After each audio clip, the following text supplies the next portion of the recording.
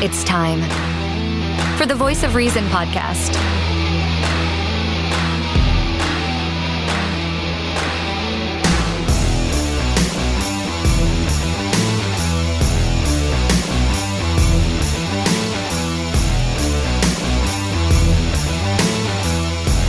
Here are your hosts, Sean Phillips, Andy Van Beber, and Travis Kirkendall. Ladies and gentlemen, welcome to the Voice of Reason podcast. My name is Andy Van Beber.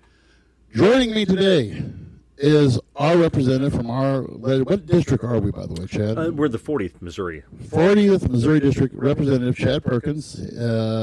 Welcome. Glad to have you. Great to be here.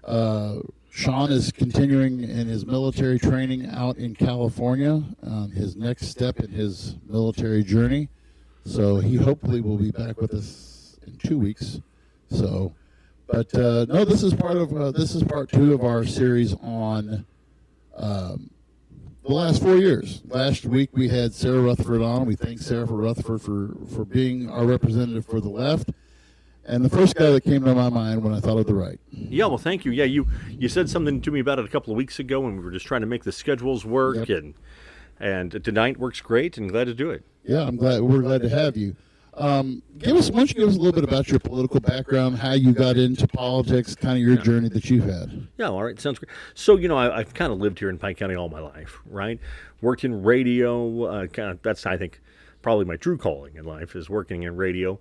Was mayor of Bowling Green for a while, kind of thought about running at one point in time. Jim Hansen signed up, and I said, well, I don't want to have to compete, right? So I just kind of wait your turn, and Right. That's the thing about term limits in Missouri is, hey, it's just 8 years down the road, Yep. So did my time as mayor in Bowling Green. When the opportunity came up, took it, and been pretty pleased with it thus far. And you are we going to get a hint maybe as to what comes after this next term? Well, at the moment, I'm currently running for Speaker Pro Tem in the House of Representatives. Mm-hmm. Feel pretty good about that, right? Got a whip count going, feel strong about that. And, you keep your options open and just kind of, at the moment, looking at doing the best job we possibly can at what we're doing at the moment and running for that leadership position in the House. Awesome. So this series, we've called it the last 4 years. Obviously, we took it from the Democratic side last week. And this week, we're going to take it from Republican conservative side. And one of the things that we're going to do is address a few questions. And like I said, I've given you, I'll interject and play devil's advocate a couple times and everything. Well, as any good government teacher should do, you should be able to argue both sides. I tell you what, that's why one of the reasons why we don't have a huge audience, but we have an audience that likes to listen to us because we try to be balanced. We make fun of Trump, we make fun of Biden, and we make just when we look at both sides. We have our passion has always been geopolitics, and around the world. So we'll get into some of that. We'll start domestic, and then we'll work our way out. Sure, sounds great. So let's rewind. Let's start way back at the beginning, 2020, when he takes over. And how did you view the economic policies implemented by the Biden administration, particularly in response to the COVID-19 pandemic? Maybe you can talk a little bit about what you thought about his response to the pandemic first, and then kind of get into the economics of it a little bit as you go. All right. Well, let's talk about let's talk about COVID then for a minute if we can, and I'll give you the truths on COVID. And as far as I see it, there are three truths on COVID. Right. The first of which is it's a real disease, man. It's not the cold. It's not a cold. It's not the flu. I've had family members die of it. It's a real disease. Right. That is true. What we also know to be true is it came out of China. We Right. know Yep. that to Wuhan. be Yep. true. We know that to be true. What we also know to be true is that every form of government there is, city, county, state, federal government, health departments, even school districts, used it as an opportunity to take a certain amount of liberties from people. I believe that. Mm-hmm. And that is something we can never allow to happen again, right? I mean, everybody just fell in line with, I'm willing to give up whatever I can for a little bit of protection, or what they perceive to be protection. If you think, how on earth did the German people in 1939 fall in line with the Nazi movement? Well, it's not hard to see. It almost happened here. I mean, people are going to say, oh, he's being ridiculous. I'm not being ridiculous, man. Everybody was willing to give up their freedoms and their liberties in exchange for what they perceived to be protection. And it happened quick. And all those things that I told you, I believe to be true. So did you think, so you said liberties. So obviously the first liberty of choice. Do I want to get a vaccine? Do I have to wear a mask? Do I have to, at what point did you believe during the pandemic that the government had when did you believe that they started overstepping their bounds? That line, where was the line in the sand, you think, when they started crossing? Sure. There were places in America, right, where they shut the churches down. And I'm relatively certain there are parts of the Constitution that says the government can't do that. It says the government shall make no laws respecting the establishment of religion. Now, what does that mean? It means that it's true. The United States government cannot say yes to a religion. But it also means that it can't say no. Right. It means that the U.S. government cannot get involved in matters of religious conscience. And at that point in time, they overstep their bounds. So I'll go. So one of the things, since you told me before the broadcast, and I said I didn't want to listen to the Democrat, and I appreciate that. Yeah, I don't want to hear. I don't want to know the questions coming in advance. Right, and so one of the things that, and I want you to respond to this, because she kind of responded to what you said before. I mean, that was the arguments that she had heard, but she brought up examples like of Italy and Australia and New Zealand, those guys who got a quicker tap on COVID than we did. And her thing was, we're stubborn Americans. They did the complete lockdown because they wanted, for the safety of the people. Yeah. Do you buy into that argument? Or do absolutely you think, not. It's absolutely ridiculous. It is absolutely un-American. What is liberty worth? Well, it's priceless. How do I know that? Because millions of Americans have given up their life for that. Right. My grandfather fought in Germany. My grandfather, the same man who also, 6 or 7 years later went and fought in Korea. Right. So is liberty worth more than life itself? Absolutely right it is. Absolutely right it is. And it is offensive for someone to suggest otherwise. Right. And when I just, for my own, when we went through COVID, one of the things that we came back in the fall of, I believe it was the fall of 20 when we came back, and all the restrictions that were placed upon us, even in our school district at the local level, was just at the point of just being ridiculous. It's like, okay, we're giving you the option to stay at home. We're giving you the option of, but I mean, it was just a lot of, and like you said, a lot of people said that's government interference. That's government. But both ways people thought. Not to mention, you can say, well, Australia did a better job of handling it. Well, I will say this to you. It's certainly a lot easier when there are 35 million people living in 3 million square miles versus 350 million people living in 3 million square miles, right? I mean, it is certainly easier to avoid others that way. Right.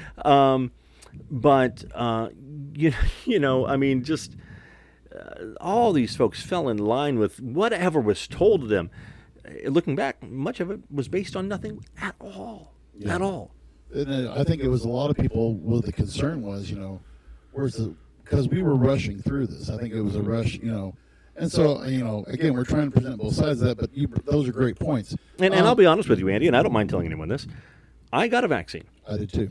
Because I chose to. Yes. If the government had come to me and said, you got to do it, I'd say there's no way in hell I'm doing that. Right. Because you're not going to tell me what I have to do. Right. I got it because I chose to. Mm-hmm.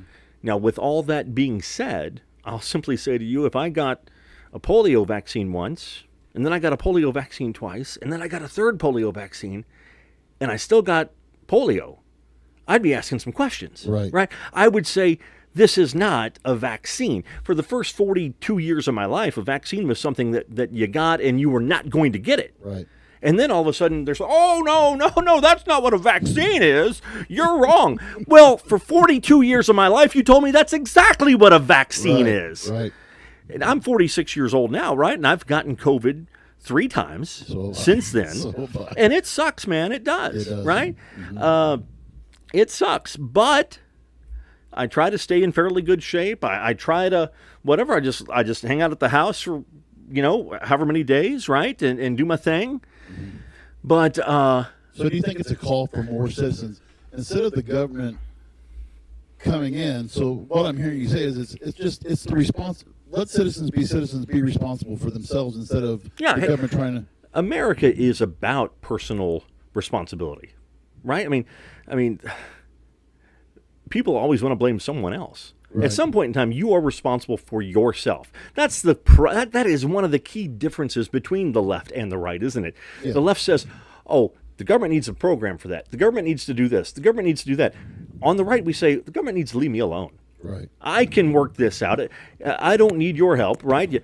Arbitrate disagreements between the state, mm-hmm. and provide for the common defense, and leave me alone. Right. Excellent. Well, then, so we get into the other hot topic that folks are still, myself included, the Biden administration's handling of immigration, particularly southern border. That's right. That's right. Give us the rundown what your thought was of the disaster. I mean, I'm pretty centrist, but I look at this, and one of our hosts, Travis Kirkendall, mm-hmm. his mother-in-law is from Venezuela. Yeah. And for someone to try to get across legally, it's a nightmare. That's right. But we have open. What do you feel about the Biden's response? If you don't have a border, you don't have a country. I mean, we all are immigrants to this country to some degree, right? I've got a little Native American in me. Mm-hmm. Most of us have some degree of that, right? But otherwise, a lot of us come from, our ancestry comes from somewhere else. But my ancestors did it the right way. We can trace that back from when my English ancestors came here in 1610 and my German ancestors came here in the 1880s, right? We can trace all that back to when that happened. They did it the right way. If you want to come to America, how do you know America is the greatest country on earth? Despite what anybody might say, it's the place that everyone wants to get to. Right. And we are the greatest country on earth, and you know that for a fact. But you got to do it the right way. And if you want to come here and you want to do it the right way, we encourage that. But you've got to do it the right way. Your first act as an American cannot be to enter this country illegally. Mm-hmm. And I looked at, when Biden first came in, we're going to halt construction of the wall. Uh-huh. We're going to halt construction of the wall. He ended Trump's travel ban from, I believe it was 14 countries. Uh-huh. And by the way, those countries, if we look at it, we're talking Venezuela. Yep.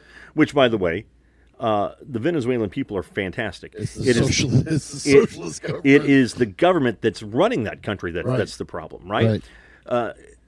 So, I mean, the Maduro regime is... This last election, yeah. Exactly right. I mean, he gets 98% of the vote. There's no way that happened. Right. Okay, so you're looking at Venezuela, Iran, China... Right. These are not our friends. Right. These are not our friends. Right. There's a certain amount of security and safety that comes through strength. Mm-hmm. I mean, like Donald Trump or not, the world is afraid of the man. Oh, yeah. And to be quite frank with you. We said that before, yeah. But to be quite frank with you, I don't think there's anything wrong with that. Mm-hmm. I don't think there's anything wrong with the world saying, man, you don't want to mess with the President of the United States. You know? Right. There's not a thing wrong with that.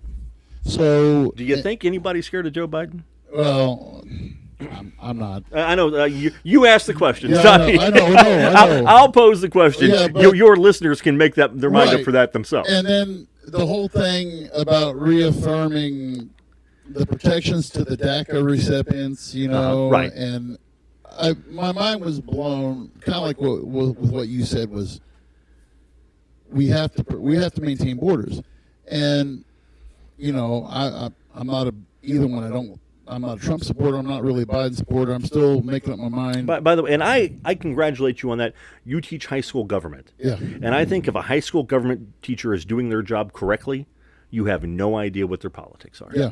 That's how I don't want my high school government teachers to come in and say, everything that Chad Perkins says and does is right. I don't want that. Right.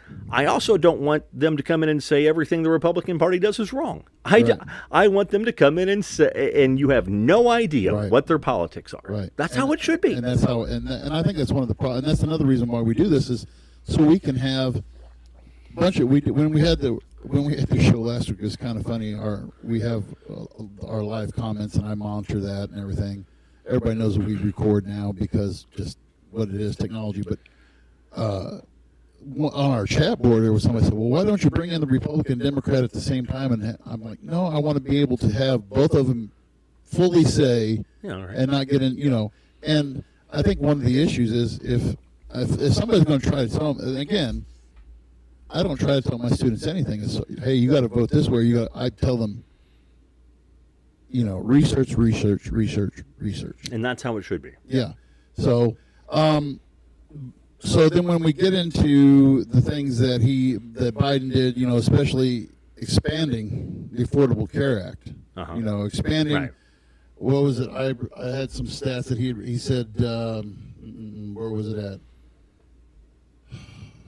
Extended Medicaid through the ACA. The average savings people on health premiums were $800 a year. This is from his State of the Union address, of course. He said this was the most time Americans having health care in history. And an interesting fact for us in Missouri, Oklahoma, and South Dakota, an extra $1.5 billion was added in Medicaid funding. Is he doing his job, or is that, again, does that go back to your previous thing of, what's your thought on the medical? Yeah, well, my thought on it is the same as Ronald Reagan's was ever so many years ago when he said, I think the best welfare program is getting a job, right? Mm-hmm.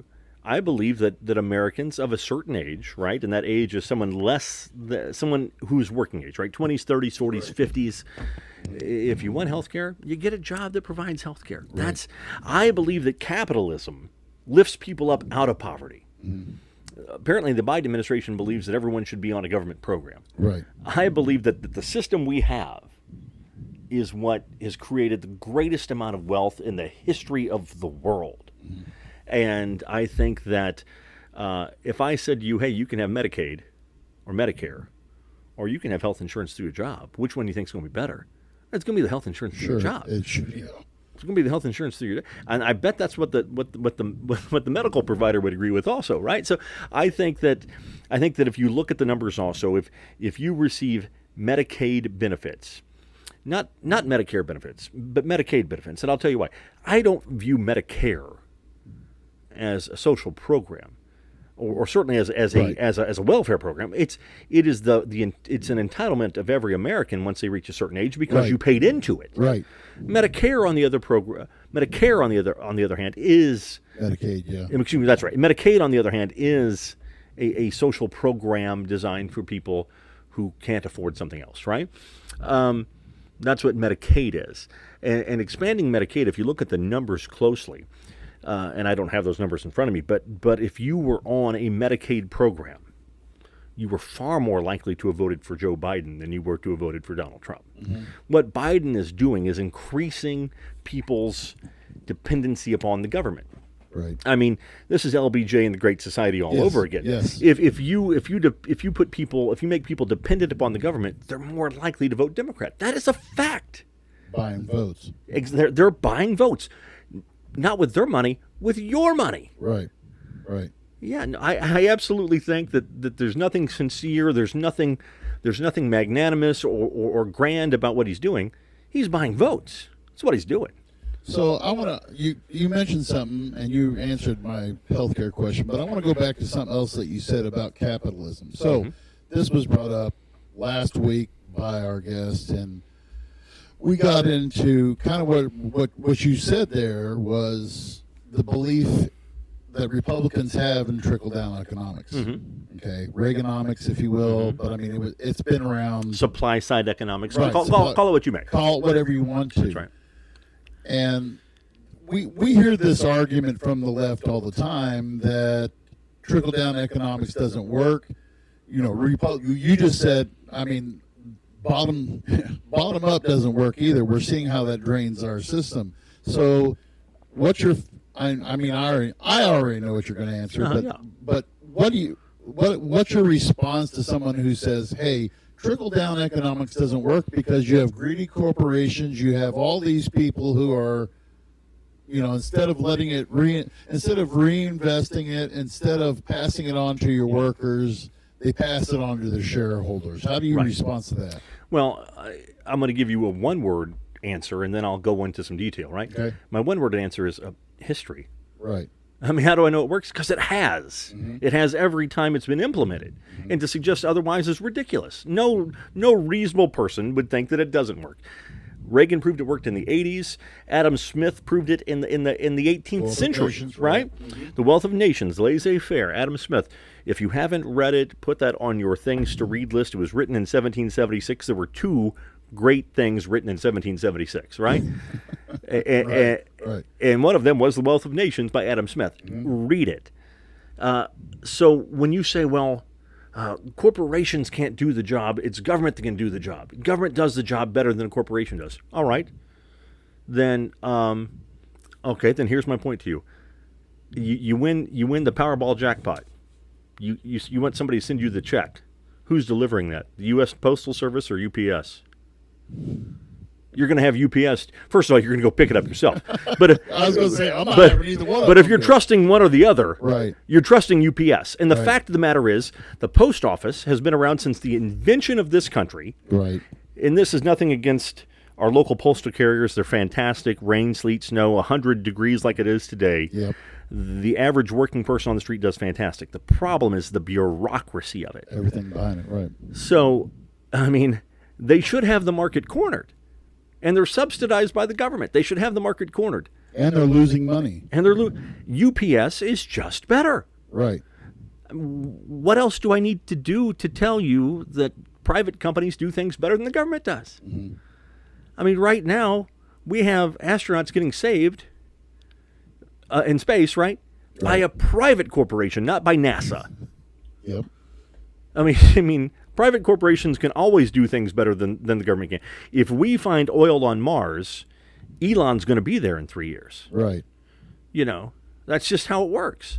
The private business will always do things better than the government.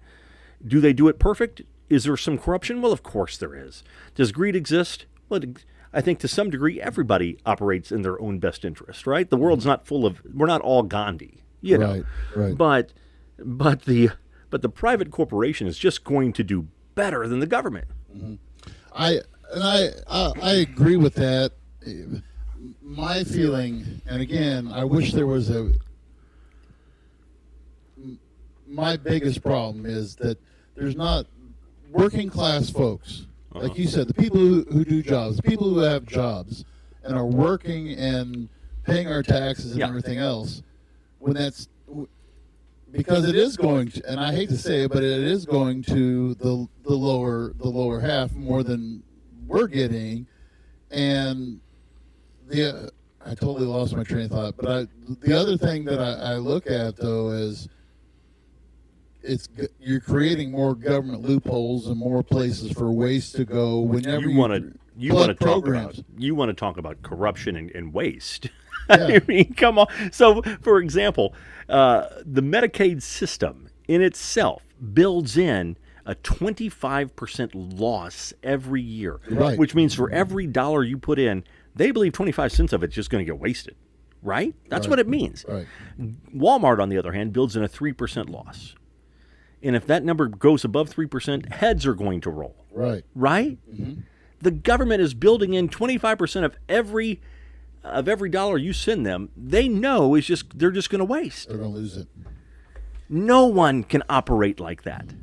No one. It's ridiculous. You know, if you want to talk about bureaucracy, I get down on MoDOT all the time, right? I get down on MoDOT all the time. Go ahead. We'll let you. Once again, the man and woman working at the local MoDOT shed, working on the road. Great job. Doing fantastic. Right. The problem exists within the bureaucracy above that. Mm-hmm. And you would never operate a private company the way they operate. It's just ridiculous. And the great points there. So I asked this question, and you also have you didn't mention, I don't remember you mentioning, but you also were in law enforcement for a while. That's right. That's right. Pike County Sheriff's Department for how long? 21 years total. 21 years. So we hear the term social justices. Yeah. Racial social justice. Yeah. Okay. Criminal justice reform. Yeah. Okay. Yeah. So in your opinion, how did the Biden administration address, or did they address, or were they playing to the African American crowd? How did they address race? How well do you think they addressed racial and social justice issues? Yeah. Including, we can go with police reform. Sure, right. Police reform and stuff like that. And, I might surprise you to some degree because I do think a certain amount of criminal justice reform is necessary. Mm-hmm. I think that a certain amount of that needs to take place. I absolutely do. I support some criminal justice reform. 100% I do. With that being said, it seems to me we were at a point in time 15 years ago where we were getting beyond those things, right? It seems to me like the government has an interest in keeping us at odds with each other. It seems like they benefit when they say you are at the point in your life that you are because someone else put you there. And the only people that benefit by that are the government. It seems to me that is the case, right? So let me start by saying when you say social justice, well, you can talk about DEI, right? Diversity, equity, and inclusion, which, by the way, to their credit, the University of Missouri completely did away with. Really? Completely did away with. The president of the University of Missouri, Dr. Choi, is fantastic. We have the best university president in the country right now. Mm-hmm. What I will say to you is this. When I go to the doctor, because there for a while they were saying, well, a certain amount of our med students have to be of this race, of this gender, of blah, blah, blah, blah. I don't care if my doctor's white, black, yellow, green, purple. I just want them to be the best at what they do, mm-hmm. right? I mean, reverse racism is racism. Right. And so I think that all these terms, call it what you will, are designed to keep people at odds with one another. So I think as a society, what you want to go to, the point you want to get at, is where people say, hey, your doctor is black, your doctor is white, your doctor is gay, your doctor is straight, your doctor is what. I don't care. I just want them to be good at what they do. So with the creation of that, so you one of the things you said there was, Biden has addressed, he's trying to, again, you said they're trying to keep each other at odds. Racial equality is something that I push for. I mean, mm-hmm. I have 2 Chinese children, right? So I'm looking at this as I don't want people to see what the color of their skin is. Mm-hmm. And I'll say to you this: just here in the state of Missouri, we have a new incoming speaker who's an Asian American. Mm-hmm. We just elected statewide by a large margin a state treasurer who's an Indian American who immigrated here. Vivek Malik, who immigrated here 20 years ago or so, and he got a great story to tell, where he tells you he came here with $300 in his pocket, right? Got into college at Cape Girardeau, went on to law school, lived the American dream. Mm-hmm. And he will tell you, if you want to do it like he did it. Do it the right way. Mm-hmm. So some suggestion that the right is somehow racist. Well, the right just elected an Asian American speaker. Right. The right just elected by a huge margin an Indian American immigrant. Mm-hmm.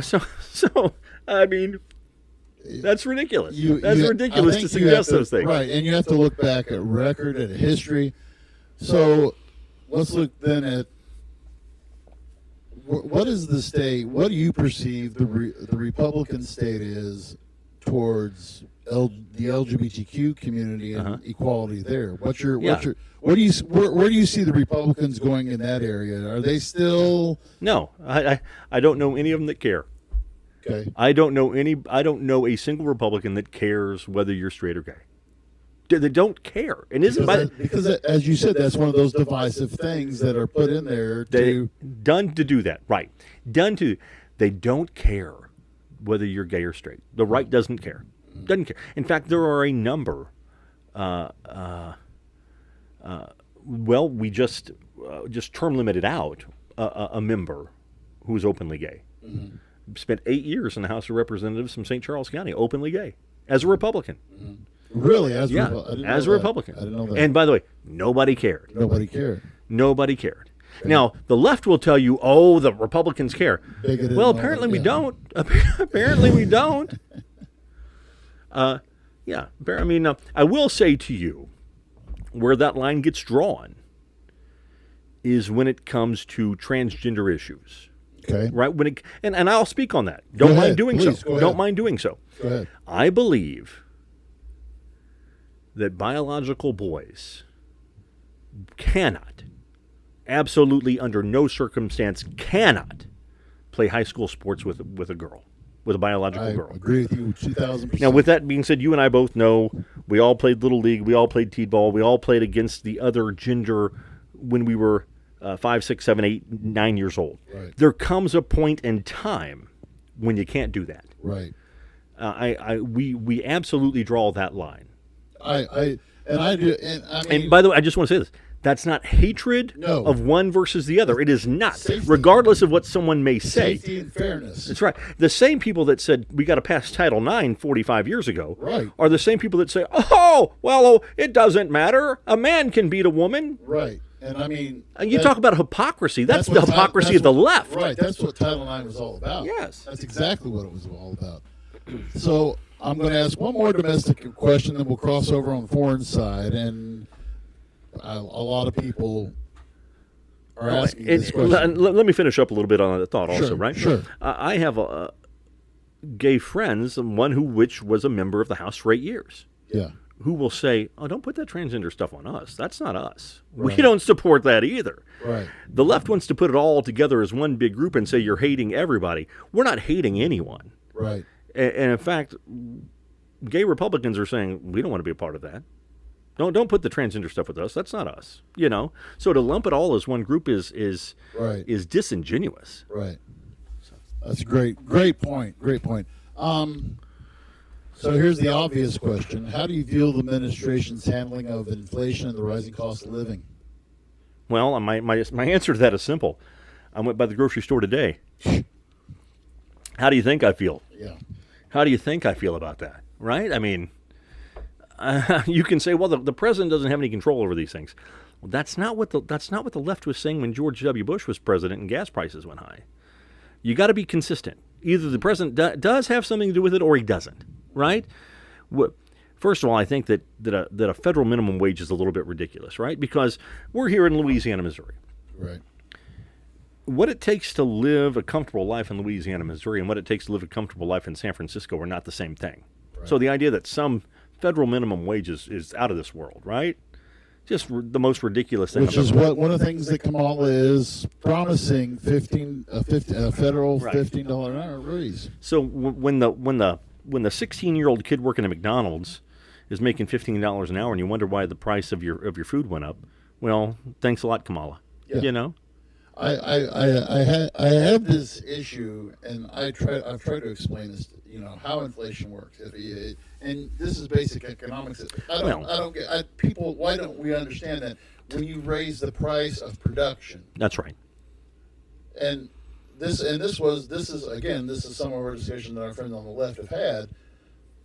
Well, it's corporate greed, and we've heard Joe Biden use that term. Yeah. Corporate greed is what's causing inflation because they're not, and they want to maintain their. One thing causes. That's what you say, capitalism. I mean, that's what capitalism is. There's one thing that creates inflation, and one thing only. There are too many.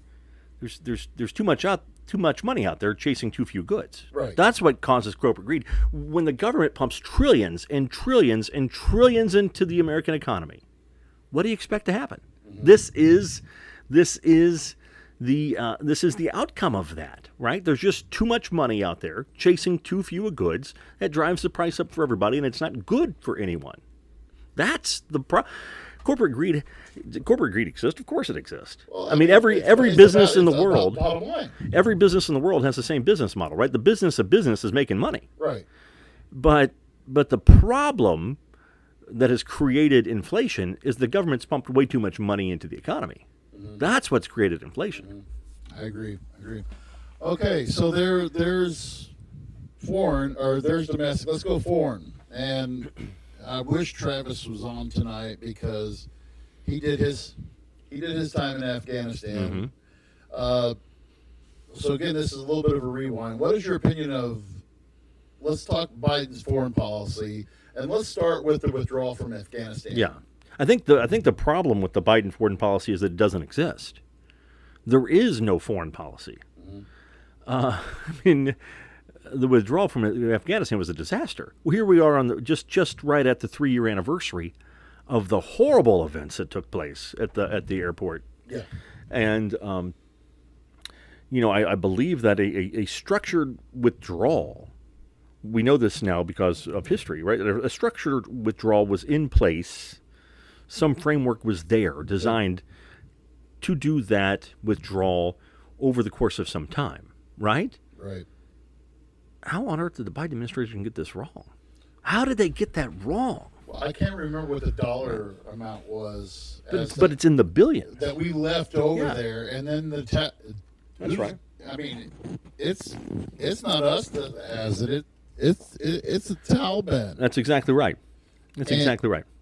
And it was kind of like what Travis will tell you, it was like a slap in the face to any guy who spent time on That's the right. ground in Afghanistan. One of our Clopton alumni, you may know him, may not, Jordan Phelps. Of course I know Jordan Phelps, yeah. Jordan Phelps I still remember the night that he actually served his, whichever was, I think it was Prince Henry that was serving with the British military at the time. They were serving on that same base, and they came under a firefight one night, and I remember we got a call. We got a call to a football game, Clopton football game. Hey, it was from Jordan's mom, and I'm very close with Jordan, and it just was like, oh my goodness. And then to talk to him now, because he lost friends that night. Yeah, I'm sure He did. lost. Yeah. He Very saw his personal for him. Yeah, and so, I mean, do you think that there's? You said it yourself. There's no foreign policy. It just doesn't exist. Right. There is no Biden foreign policy. So, do you think that? Can you? When Donald Trump says, "I can end the war in Ukraine," And I believe it. quickly. I believe it. What do you think within the Biden system? Sure. Is it something that's expanding this war in Ukraine and Russia? Is it a lack of us doing something, or what? Yeah. What's missing here? A weak America has destabilized the entire planet, right? And it's so ridiculous because the left is saying it again. Oh, if Donald Trump gets elected, we're going to war all over. Well, they said that 8 years ago. Donald Trump was president for 4 years. We weren't in any wars at all. We were in no wars. Now you have this disturbance that was just terrible. The events in Afghanistan. The Ukraine is a disaster. Israel is a disaster. The Middle East period is a disaster. And this is all because of the weakness of the Biden administration, right? So you can say Donald Trump is going to put us all in war. Well, it didn't happen before, so you sound stupid when you say it now. I mean, you sound beyond stupid when you say it now. The man was president for 4 years. It didn't happen. Right. But it was going to be the end of the world. Well, you can only, it's like Henny Penny and the sky is falling. You can only say that so many times and people just stop listening, right? Mm-hmm. So clearly the man knows what he's doing, despite what you might say. The man, I know that you might believe the orange man is evil. That's what the left wants to tell you, right? And he doesn't know what he's doing, and he's going to get us into war. Well, you're wrong. And it's so obvious you're wrong because he was president for 4 years and it didn't happen, right? I mean, yeah, he said a few things and some tweets that maybe made you feel a little uncomfortable. Mm-hmm. But gas was cheaper, food was cheaper, the world was safer. It didn't make me feel uncomfortable. When people say, oh, he's a bully. First of all, you cheapen the word when you throw it around all the time like that, right? Right. Because who's he a bully to? I've never once seen him pick someone and just say, I'm going after that guy. I've never seen it happen. Mm-hmm. He hits back on people that hit him. Mm-hmm. Right, wrong, indifferent, don't care. But he never initiates a fight. Mm-hmm. If you hit him, he's going to hit you back. Right. But that is not bullying. That's not bullying. That's a counterpuncher. So when you say he's a bully, you're an idiot for saying that. Mm-hmm. You're an idiot for saying that because he never has ever initiated a fight with anyone. Right. Okay. So let me go a step further then. And again, I'm giving you the benefit of what was said last week. Uh-huh. But how do you respond then when somebody says, okay, well, does Donald Trump have an inside track with Vladimir Putin? Does he have an inside track with Kim Jong-un? And they know each other, and there's maybe some manipulation going on there. I mean, what? Oh yeah. Is that what they say? Because let me take you back to like 2012 when Barack Obama's on. You remember when he's on the stage with the then president who spent like 4 years as president of Russia. What was his name? Medvedev or something. Yeah, between Boris Yeltsin and yes, yeah. Well, between the first Putin run and the second Putin run, right? Because the law then said he couldn't serve whatever, right? But then that got changed. Okay. And Obama said to Medvedev, and the mic was hot, and he said, let Putin know, once I get reelected, once I beat Mitt Romney, I'll have more leverage to do what I want to do. What are you talking about when you say that Trump has something? First of all, let's start off by saying a world where the president of the United States can pick up a phone and have a conversation with the president of Russia is not a problem. No. What on earth makes you think that's a bad thing? Right. If you're not talking to the people who are your geopolitical enemies, and they are. Russia's not our friend. Right. China's not our friend. Right. Right? These aren't our friends. But the interesting thing, and I guess enough about Putin, is that he is one person out there kind of doing his own thing in the world. You know? He's doing his own thing, right? Yeah. I mean, he's not taking direction from anyone. But in a world where the president of the United States can pick up the phone and have a conversation with the president of China, that's not a bad world to be in, right? Where the president of the United States can pick up the phone and say to the Chinese president, you're not going to do that. You know? Mm-hmm. Why on earth would the left suggest that somehow that's a problem? I mean, the inability to talk to someone that you disagree with is weakness. And the left just screams weakness all the time. And I think that Americans are tired of being weak. Being put class. So then we move. So Ukraine, Russia. So and you mentioned a little bit about Israel. Let's get into this. Yeah. So with that attack, I believe it was in October. That's right. Or October, just shy of a year at that music festival. Yeah. And the attack by Hamas, and we see that it not provoked in any way, shape, or form. Mm-mm. And so now we're like you said, we're coming up on a year anniversary. What are we? Let's look at this. What's Biden doing wrong with this situation? What do you feel the Biden administration is doing wrong? Because some people think, and again, this was our friend on the left who said, you know, if you're siding, and they call Israel the aggressor. So if you're siding with the aggressor, how can you call yourself a human being if you're siding with the aggressor? And I disagree with her on there because she's wrong. Well, because she's just wrong. Right. So let me start off by saying, as it pertains to Israel, for me, this isn't political. This is beyond politics. This is sacred, right? Because to me, Israel is a land promised to Abraham and his descendants by God, right? When people say, well, Israel became a country in 1948, 1949 by an act of the United Nations, I said that's not true. Israel became a country 4,000 years ago, and God promised that land to Abraham. Mm-hmm. So for me, this isn't politics, and I just want to be frank with you about that. No, yeah. I just want to be frank with you about that. So when people say Israel is the aggressor, well, you sound stupid. I don't know who your person was last week. Why would you say that? Because it's simple, right? So Israel, a stable democracy of 10 million people, in the middle of an unstable part of the world, surrounded by 500 million people that want to see them wiped off the earth. Exactly. That is Israel. Stable democracy friendly to the United States, where they have a political system where even if you're not Jewish, you can be a Muslim and get elected to their Knesset, which is, their Congress, their parliament, right? Their legislative body. First of all, what's wrong with that, right? Try doing that in reverse. Try doing that in reverse. Can't do it. Can't do it. Right. Can't do it. And Israel's the aggressor. Wait a second. You attacked Israel. When Israel hit you back, they told you they were hitting you back. You, like cowards, Hamas, hid behind women and children and babies and hospitals and orphanages and schools and said, oh, Israel did this to us. You hid like cowards and dogs behind babies and children, and whoever was your guest last week has offended me and has offended common sense in the area, right? Just general American common sense by suggesting somehow Israel's to blame for that. Israel's a stable democracy that takes care of its people, provides for the common defense. It is a bastion of democracy in the most unstable part of the world.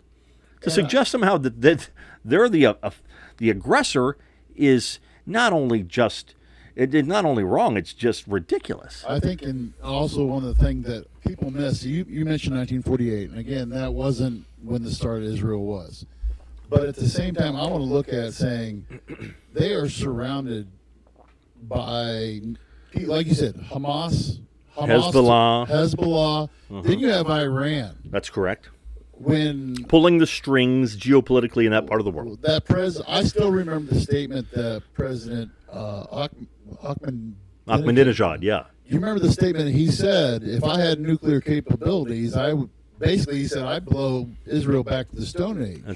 That's right. He did say that. And that kind of, we need to have understanding, even if it's a group of people that you don't, people say, well, they're Zionist and they're trying to eradicate. No, they want to live peacefully with Palestinians just as much as anybody else. That's exactly right. So, that's exactly right. You go to Jerusalem and take a trip to Jerusalem, and you will find Muslims, Christians, and Jews living side by side in Israel, with freedom and basic human health care and basic human rights and all these sorts of things that Hamas does not provide. And to suggest somehow that Israel is the aggressor is offensive. Right. That's a great point, too. So then the last four, I got two more things I want to get to. We're so good on time. So we've talked a little bit about China. Mm-hmm. Okay. And obviously you've already kind of stated that situation is destabilized. I mean, we had during Donald Trump, I always made the joke, I told kids, I said, hey, when Trump was, even though I didn't like him, but Trump got the Chinese to buy rice from us. That's right. That's right. The man's a salesman. Yeah. The man's a salesman. So, I mean, what needs to be done to stabilize that? I mean, obviously, we said lack of foreign policy, but what do you see the most destabilizing thing that has happened under the Biden administration with our relations with China? Mm-hmm. Well, and I want to point out this idea that somehow the Chinese are becoming this world power. The fact of the matter is the Chinese economy is a house of cards that could topple at any time. You are exactly right. And so, a little bit of strength shown against them in the way that Donald Trump did would cause them to retract so much of the things that they're involved in, right? But the Biden administration just has had no stomach to do anything at all. I mean, there is no Biden foreign policy. It just doesn't exist. Right. I mean, the Clinton administration, the Obama administration had a doctrine. And so I'm not saying this is right or left, right?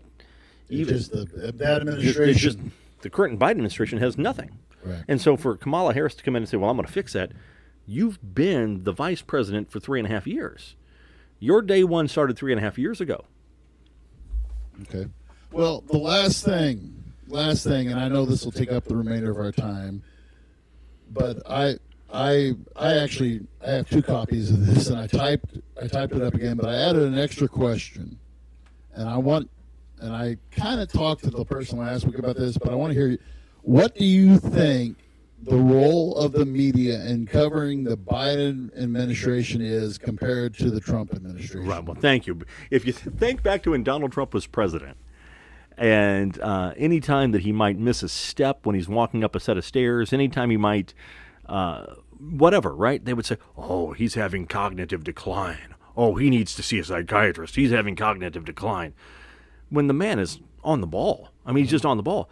They covered up. I mean, covered up the cognitive decline, and I mean serious cognitive decline of the President of the United States until a point in time, and by that I mean Joe Biden, until a point in time in which the entire country saw him live on television and who said, "Oh yeah, he's losing it. He's losing it." That debate was a killer. Yes, it was. That debate was a killer because when you saw him trying to carry on any kind of logical, I watched that and I was like, "There's no." I mean, that's exactly right. After that debate, I said, "There's no way you could put Mickey Mouse in there." That's right. And beat Joe Biden. And the Biden administration, including Kamala Harris, is responsible for hiding that from the American people. And to another degree, as is the media. As is the media. People say, well, Donald Trump will go out and talk to the press for hours. For hours. When was the last time Kamala Harris had a press conference? To my knowledge, I don't think she has. Right. I mean, why isn't someone keeping her accountable for that? Right. There is a huge double standard that exists. So, and I think this is a good point to bring up because this is what we talked about last week too. And surprisingly enough, this particular Democrat that we had on, I said, "So what's your news source?" And I do not watch the news. I'm at a point where I don't. I really watch very little television. Same. Yeah. Same. And you say, well, you watch One America, Fox News. No, I really don't. I don't. I do think in general, most Americans probably don't watch the news for information. They watch it for affirmation, right? Most Americans want to watch somebody who's going to tell them that they're right about the way they think. Yes. I don't really watch the news much at all. I just don't. And I've told people too and it's getting to the point now though. I read a lot of news. I do newspapers. We're getting ready to start a newspaper project in government here for this election. Great. Yeah. And but now it's even getting to the point where I had a friend one time who said that we're using the St. Louis Post-Dispatch, and he said, "Man, that's a liberal rag." And I think he's right. I think he's right. Yeah. But you don't have a ton of options, right? No, you don't. Local newspapers do a wonderful job of promoting their community. That's what they're serving as an ambassador for their schools and their towns.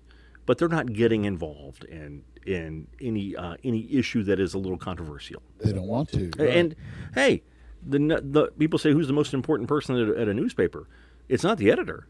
It's a salesman, right? You got to sell newspapers. Yeah. And if you start offending people in your local community, you're not going to sell newspapers. Yeah. So I think that local papers do a really fantastic job of covering ribbon cuttings and local sports and the things like that. And I think that's what their role is, and they do a very good job of it. But so this whole where I go to.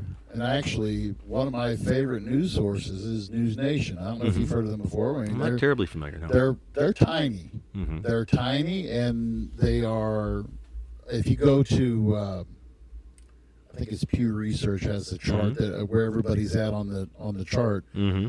And I've done my research, and I used to watch. And by the way, Pew's very respected. Yeah. Very respected. And I've watched BBC, but BBC started to drift some. I watched AP is slowly drifting left, and I saw this News Nation, and I subscribed to them on my feed, and I'm not gonna lie, that's where I get a lot of because it's just, the Walter Cronkite, just the facts. I'm just gonna read the news. That's right. And so, but anyway, Chad, we are so happy that you joined us tonight. No, my pleasure. And, enjoy doing it.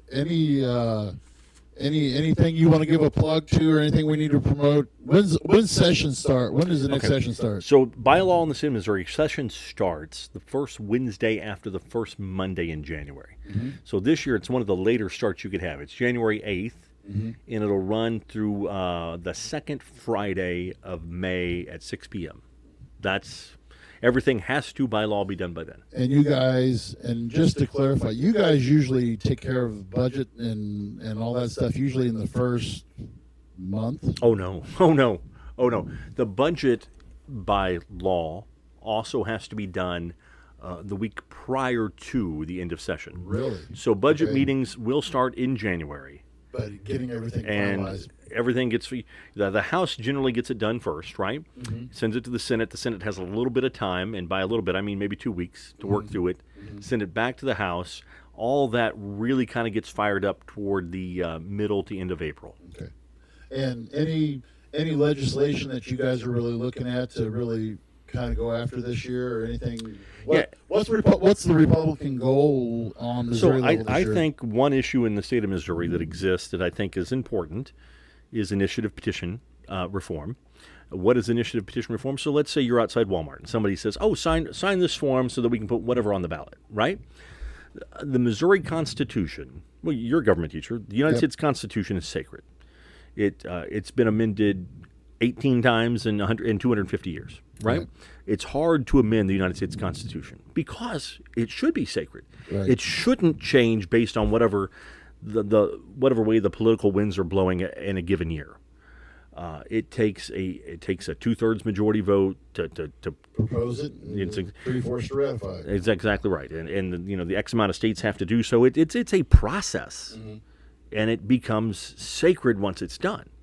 In the state of Missouri, to put something in the Constitution of the state of Missouri, you have to get X amount of names on a newspaper, on a piece of paper. On ballot, or on a petition. On a petition.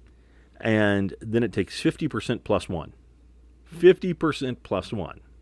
Which is why in the Missouri Constitution you find things like bingo. in the Missouri Constitution. Yeah. So my point is always the United States Constitution does not delineate these specific things.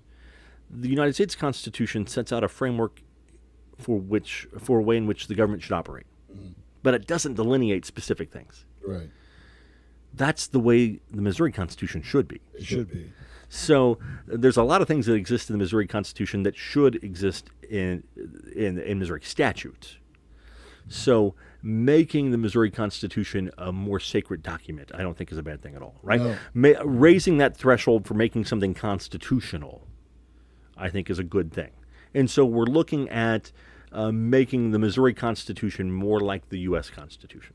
I was going to say, How does that end up looking? I'm not sure, but that's something we're moving toward. Every time the Secretary of State sends me my free copy of the Missouri Constitution, it seems like it just gets a little bit thicker every time. Yeah, you can read the United States Constitution in 15 minutes. Right. The Missouri State Constitution is going to take you hours and hours. That's a sit and read. Right. So, well, we want to thank you, Chad. Thank you for being on tonight. Folks, thanks for joining us. We'll have another guest next week. As Sean always says, be a friend, tell a friend, and we'll see you all next time. Thanks for listening to the Voice of Reason podcast. Check out our previous shows and clips on Facebook, YouTube, and TikTok.